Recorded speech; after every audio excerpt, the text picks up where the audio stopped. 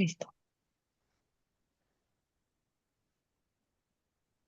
Good morning to everyone joining us from Mexico, and good afternoon to those here in United Kingdom. On behalf of the UNAM-UK Center and the Mexican Society in the UK, I warmly welcome you to this new session of our student seminar series. This series is dedicated to showing the academic work of Mexican students across a wide range of disciplines, highlighting their contribution both in the UK and internationally. We are pleased to announce that this session is also being streamed live on our YouTube channel, where it will remain available for later viewing. If you are following us via YouTube, feel free to share your question in the comment section. We'll be collecting them from the Q&A session at the end. Let me present our invited. Adrian Farid Bustos Jiménez is a PhD candidate in chemical engineering and material science at Queen Mary University of London. Farid holds a bachelor degree in chemical engineering from the Instituto Politécnico Nacional in Mexico. His undergraduate thesis focused on the effect of cadmium addition on tin-oxalates, MOF-like coordination polymers for CO₂ reduction. His outstanding work earned him an award from well-written and well-presented thesis, as well as temporary position as research assistant. During that time, he designed an spectrochemical cell for in situ infrared spectroscopy during electrochemical reaction, a design which is currently under a patenting process. In today's talk, he will present his ongoing doctoral research title, A Study of Electrocatalytic CO₂ Reduction Using a Tin-oxalate Organometallic Framework Doped with Cadmium. His work explores how MOFs, known for their excellent CO₂ capture capabilities, can modify it with cadmium to improve their catalytic performance. This modification not only enhances CO₂ conversion, but also promotes the formation of valuable compounds such as formate, acetate, and isopropyl alcohol. It's a pleasure to have him here with us today. Go ahead, Adrian, Farid, please. Yeah, thank you for this warm intro presentation, Dr. Adrian. Thank you for giving me the floor. I think, yeah, I think now I'm sharing my screen. Yep. Yeah, it's ready, Farid. Yep. Okay. Well, as Professor Del Rio told you, I'm going to present the electrocatalytic CO₂ reduction using tin-oxalate organometallic frameworks. These were doped with cadmium. Well, first I'm gonna talk a little bit about the CO₂ as a pollutant. We've seen that the CO₂ concentration has increased exponentially or dramatically ever since the 1800s, as you can see in this little graph. First, in 1765, we had a 278 parts per million concentration of CO₂ in atmosphere, and then by 1911, it increased to 300 ppm, and after that, we reached in 1988 357 ppm. We effectively passed capabilities. What this means is that if we had a concentration in the atmosphere of 350 ppm, Earth's temperature will increase in about 1 Celsius per year. Now we are at 427 ppm, so we are almost 100 ppm above the concentration or this limit. Thus, we are almost increasing the temperature in around 2 Celsius. And just as an important fact is that only North America produces around 19.4 tons of CO2 per year. This is mostly focused on travel, producing around 5.78 tons of CO2 per year. And the food industry produces 2.8 tons of CO2 per year. This is quite an interesting fact that travel pro produces, or there's an emission of almost double than that of food. Well, for CO2 remediation, there are a couple of ways to do this. The most common or the most popular ones as of now are carbon capture and sequestration, that is basically the absorption of CO2 using some uh, porous materials such as MOFs, zeolites, or any other minerals. And then we sequestrate this CO2 in old oil reservoirs. These are mostly underground. Sometimes they also sequestrate the CO2 in some man-made reservoirs. And the other one that is kind of popular is this carbon capture and utilization. This is through different chemical procedures by biochemistry, thermochemistry, radiochemistry. Photo and or electrochemistry are also used in this for this purpose. Photochemistry and electrochemistry are deemed environmentally friendly, reaching almost carbon net zero. This means that we don't really have to use any added energy, just solar, wind energy are going to be enough to set off the electrochemical or the photochemical reactions. Then we've got the value-added chemicals out of these reactions might be methane, methanol, formate, and some light hydrocarbons, such as ethane, ethylene, acetylene. We, in this research, as you may have seen, formate is on black, yeah, on bold, sorry. This is due to that we found out that this catalyst do produce some formate as a value-added chemical alongside with other with acetate and some forms of alcohol. Now, I want to talk a little bit about the metal organic frameworks that are the main catalyst of this piece of research. Uh, MOFs are synthesized by different techniques. We use solvothermal technique. I'll get a little bit more in depth later.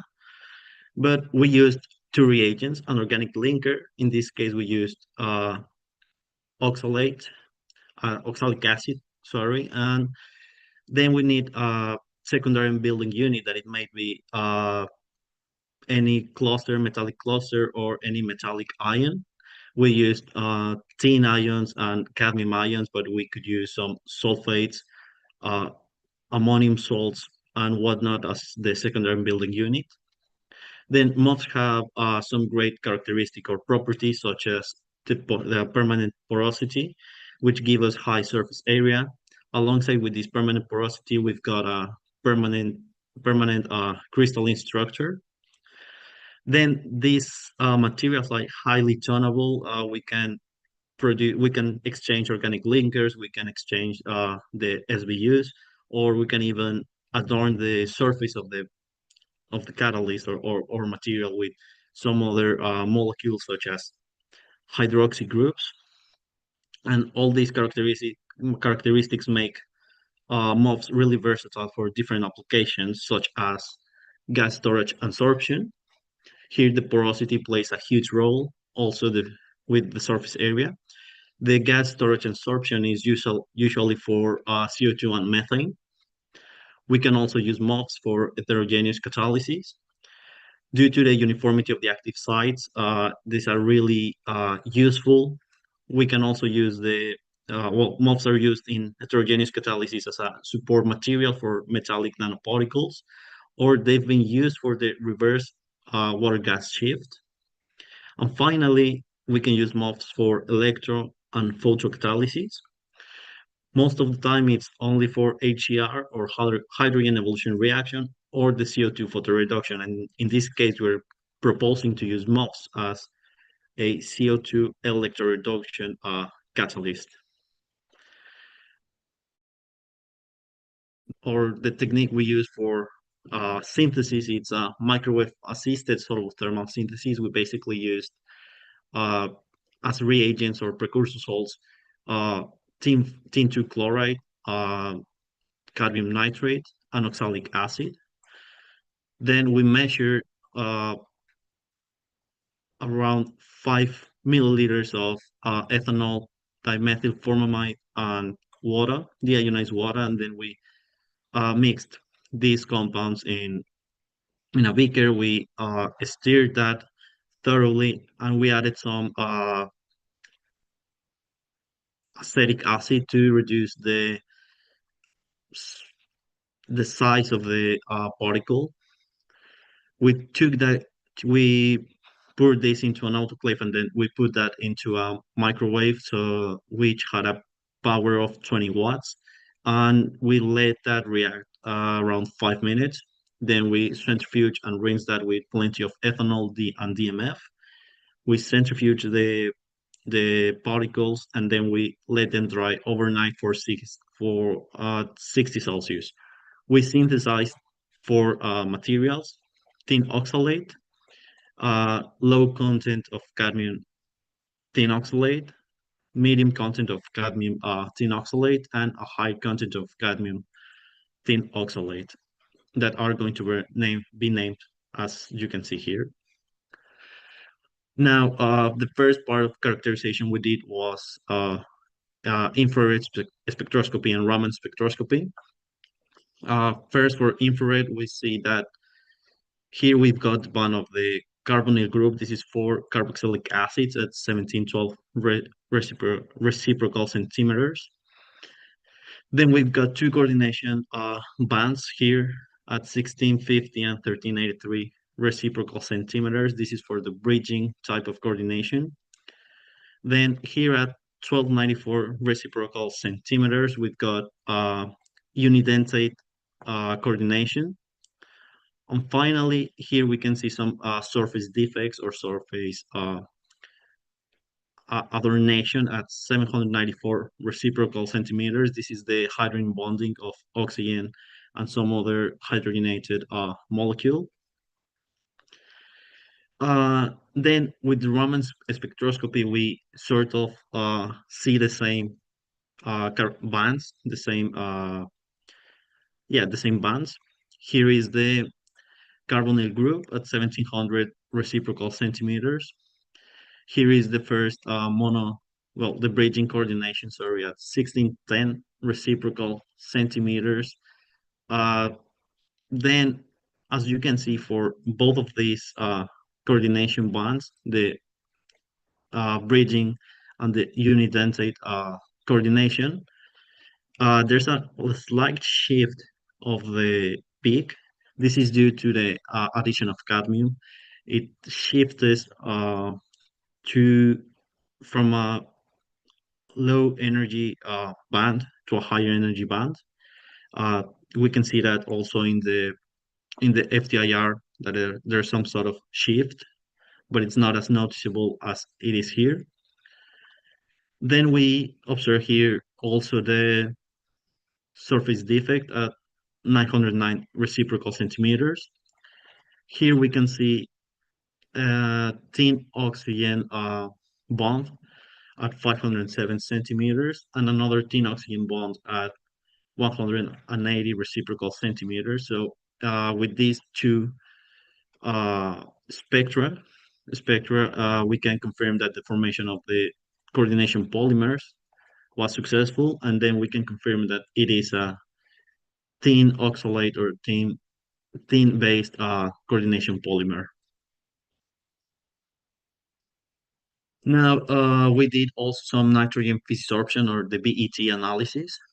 We can see out of these isotherms that we've got a type 3 isotherm. This means that we've got weak absorbent-absorbate interactions, thus the surface area might be quite small, and it is really small in comparison to some other MOF-like materials. We've got a 24 square meters per gram surface area for tin oxalate, and then as we add cadmium, we see how it increases. How it significantly increases to 82, but then as we keep increasing the cadmium content, it starts to decrease a little bit. This might be due to the effect of the cadmium lattice being formed on top of the thin oxalate uh, lattice or crystal structure, and then the cadmium added uh, extra sites or extra pores that are being covered as we start adding more and more cadmium. So this doesn't form homogeneous phase, but rather it forms kind of a mixture of two phases, a bit of heterogeneous, covering up some tin sites, tin pores, cadmium pores. It's not really that great of a material considering the surface area. But then we see at the pore size distribution, we can see that for the low content and the no cadmium materials, we've got just a one type of pore, a 2.5 nanometer pore here. And then for the high content and medium content cadmium, we've got two pores, two types of pores, the 2.5 and the 30 nanometers pores. This is actually good. It kind of fits with what we were proposing, that the cadmium adds extra absorption sites or porosity. Uh, First, we did in the electrochemical procedure or techniques, we did the cyclic voltammetry. This is really useful for a lot of stuff, but especially we can identify some of the electrochemical processes that might be happening. We did this two times in an inert atmosphere. It was nitrogen and a reactive atmosphere, CO2. We use as a reference silver chloride electrode, and we went from a zero point 0.5 volts potential to a -2 volts potential. At -2, we can start looking at the hydrogen evolution reaction for alkaline media, and we use the scan rate of 50 millivolts per second. First, I'm going to focus in the tin oxalate voltammogram. Well, yep. First, we can see here at around -1.5 volts, the reduction of tin, four species to metallic tin. Then, as I told you here, at around -2 volts, we see the HER, hydrogen evolution reaction. Going now back to some anodic potentials, we see here at -1 volts, the oxidation of hydrogen species from elemental or molecular hydrogen to protons. And those are basically the three processes we see here in this voltammogram. Now for the tin cadmium, 0.25 mole cadmium of oxalate, we found out that here at around minus 0.8 volts, we see the reduction of cadmium 2 ions to elemental or metallic cadmium. Now we see how the tin reduction shifted from -1.5 to -1.6. This is due to the cadmium lattice interacting with some of the tin lattice. This might be due to this is due to the crystal structure of both the cadmium and the tin oxalates. Then we see here at -2 once again the HER. Once again at -1 we see the oxidation of hydrogen from elemental hydrogen to protons. And now we can see the oxidation of metallic cadmium to cadmium 2 plus ions at around -0.75. In the medium content of cadmium catalyst, we see that the cadmium peak is roughly in -1. it kind of moved over, shifted from minus 0.8 to minus 1. This is due to the crystal structure once again. The tin peak is still at minus 1.6, minus 1.7. This wasn't a big shift. We can see once again the HER really close to minus 2. We see that the hydrogen oxidation is still at minus 1. Now we see that the cadmium oxidation is roughly at the same point, and we can see here another process.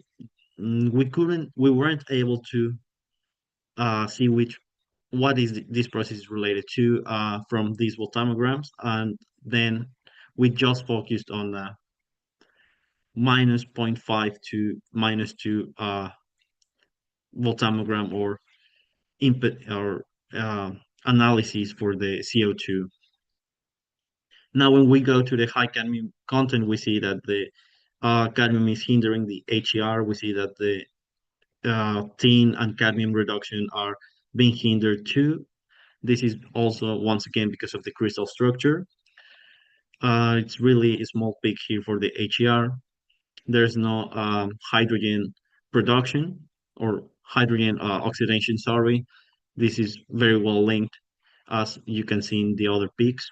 And here is the cadmium oxidation. It's a really, really small peak once again. Now going over to the CO₂ peaks, we see that for the tin-oxalate material, there's no activity, roughly any, there's basically no HER process. So we move over to the low cadmium content. Oh, well, that's kind of an inconvenience, but well, anyways, here is the HER. HER once again.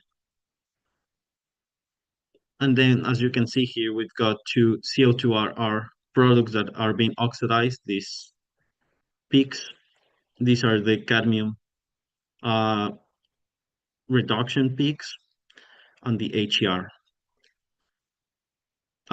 This basically tells us that as we increment the cadmium content up to probably some point in between 0.25 and 50 and 0.50, there's going to be a good HER process. But then if we shift from the 0.50 to the 0.75, we can see a better process for the CO₂ reduction reaction products, or oxidation, sorry. Another analysis we did was the EIS, or electrochemical impedance spectroscopy. Out of this process, we got information of the resistive or capacitive behavior. As we can see, the tin oxalate graph, it's almost straight. It's a big semicircle. So this shows a resistive behavior, while the cadmium content graphs or materials show a facile charge transfer.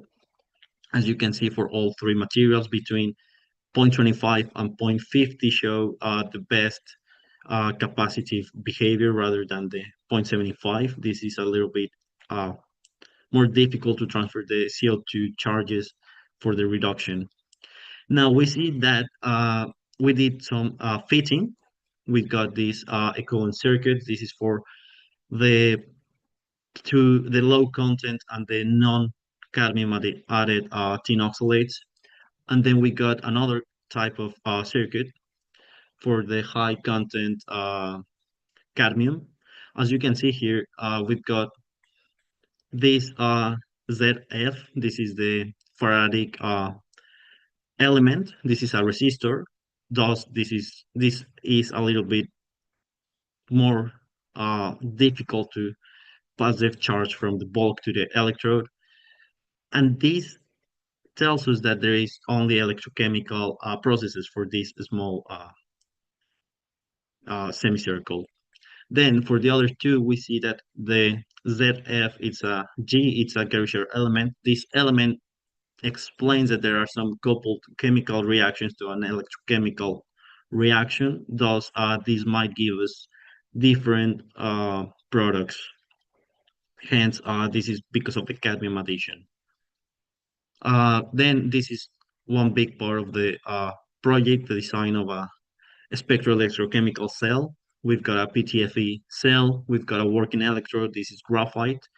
The preliminary results are based on glassy carbon auxiliary electrode and a glassy carbon reference electrode. In a later design, we switch it to a silver chloride reference, and we're trying to use a platinum uh, auxiliary electrode. This is the PTFE cell, and this is the FTIR equipment. We've got real-time analysis for the spectrochemical part. As you can see here in the low content cadmium material, we've got the carboxy group. This is a really small peak. It's barely noticeable, so there's no significant activity. Then for the medium content cadmium, we've got the same group. It's also kind of small over time. Then we've got two formate peaks and three acetate peaks. For the high cadmium content, we got the same bonds, the carboxy group, the formate bonds, and the acetate bonds. There's an apparent formation of formate, formation of acetate, and the carboxylic group is visible. It could be either an ester or a carboxylic acid. Further characterization of these products is required as this is just a qualitative analysis. Out of these results and the equivalent circuits I showed you before, we proposed two reaction mechanisms. The first one is a purely electrochemical mechanism. We just had a physical absorption of CO2 over the catalyst, the MOF. Then we exchange a proton and an electron to form the formate. And then with another electron and a proton, we form the formic acid and the oxalate once again. And if we're going for the Gervisher element, we've got a quasi chemical absorption. This is an electrochemical absorption of CO2 over the oxalate. Then this oxalate reacts with a proton, forming the formate. And then with a proton and an electron, we form the formic acid and the oxalate. After this, we took some other spectroelectrochemical measurements and took them to the NMR analysis. As you can see here, we've got the formate singlet, an acetate singlet, and the isopropyl alcohol septuplet. We've got different selectivities and different efficiencies for this.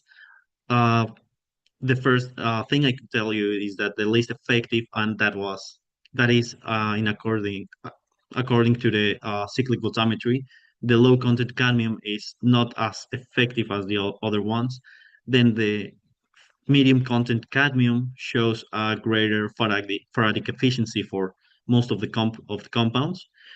But alas, the high content cadmium material showed the highest efficiency for isopropyl alcohol. This showed some selectivity, great selectivity for these liquid compounds.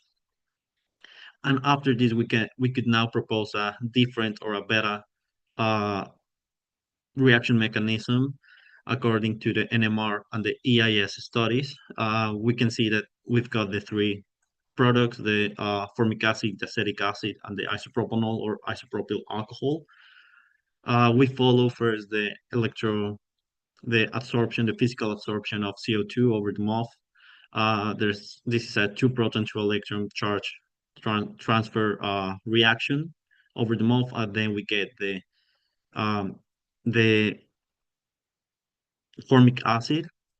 If after the absorption we've got the two proton and two electron transfer, and then we remove some water, we get this carbonyl group is the CO adsorption, and then the MOF will react with three protons, three electrons to form this methylene uh, compound chemically adsorbed to MOF, and through some we add another molecule of CO molecule and the removal of water over one electron, we could have the acetate or the acetic acid. And if we add to this compound some CO, we could get this other type of compound. We add a proton and an electron, we get the formate, we get this compound, I forgot the name. And then over chemical reactions, we can form electrochemical reaction, sorry, a proton and an electron, we can form this isopropyl alcohol. Overall, the conclusions are that excess cadmium resulted in a mixture of crystalline phases for the tin oxalates. The cadmium increased the surface area or the BET area, sorry, and the pore size distribution. As we doped with cadmium, the electrocatalysis showed an enhanced charge transfer for CO2 saturated media. The real-time monitoring showed the formation of formates and acetates, and the proton NMR spectroscopy showed formation of isopropanol, while the 0.75 cadmium tin oxalate showed a selectivity towards isopropyl alcohol and a better overall performance. I want to give some acknowledgements to uh, the Polytechnic ICQ, the Nanosciences Institute in the Polytechnic, and the Autonomous Metropolitan University in Iztapalapa. And that's the presentation. Thank you for your time. Thank you very much, Farid. Very interesting and promising research. But let me ask one question, and I think that is obligate to ask you. Yes. Considering the environmental risk of the cadmium, how you evaluate the sustainability of your approach? Yes, we did consider that. We know that the cadmium might leach over the uh, electrochemical processes. Uh, what we did is we took this to beforehand to exert the analysis. Then we did the electrochemical process. We recovered the catalyst out of the electrode. We modified the classic carbon electrodes, and then we took this already used catalyst to exert the analysis again. So we can compare the two different diffractograms. Basically, we've got the same peaks. The cadmium is not leaching out of the electrode. We did some extra voltammograms. We did extra analysis so to be completely sure that we're not leaching any cadmium, and we're not. It's a pretty stable compound. Okay. And you talk about this immediately. How affect the hysteresis present in the cyclic voltammetry, the efficiency of the capturing CO2? Yeah. Well, yeah. The hysteresis here would show us if it's a bigger, as I remember, if it's a little bit bigger, hysteresis would means that we're having a better electrochemical process overall rather than not a better capacity process. So this would mean that we get probably not a better absorption of CO2, but a better reduction or any type of reaction that the CO2 may be participating in. Okay. Let's see. during your PhD, you are very successful, and then you got this procedure to capturing CO2. What do you consider to be the greatest potential of your research for industrial or technology applications? Well, as of now, it cannot be like directly applied to industry because it let me share it again the results of the NMR. We've got quite the low.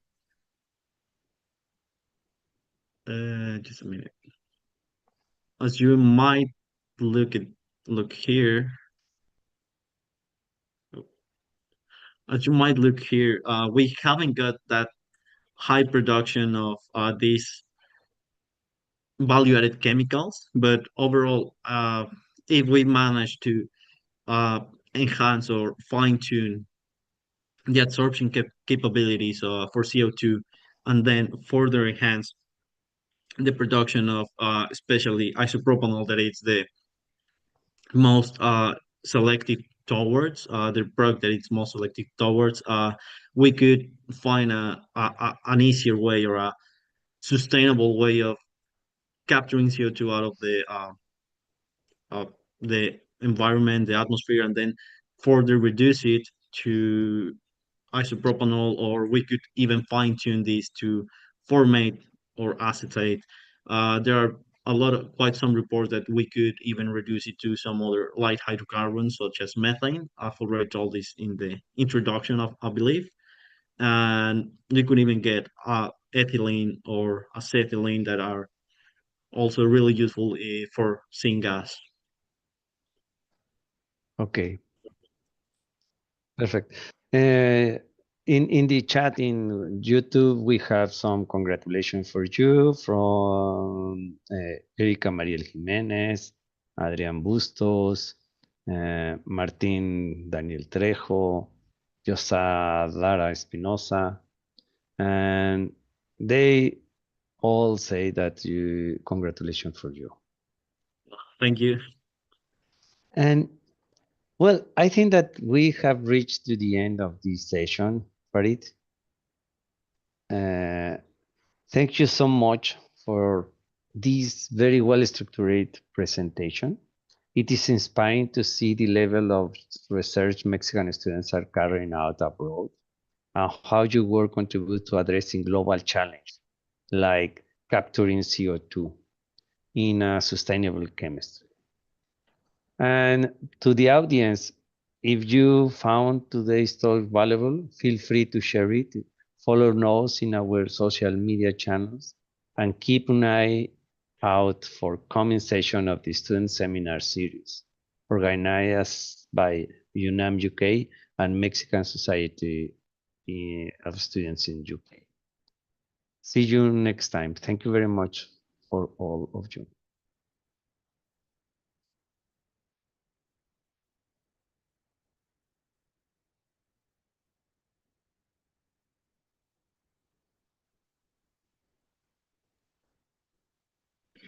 Listo. Listo, Farid. Ya no teníamos más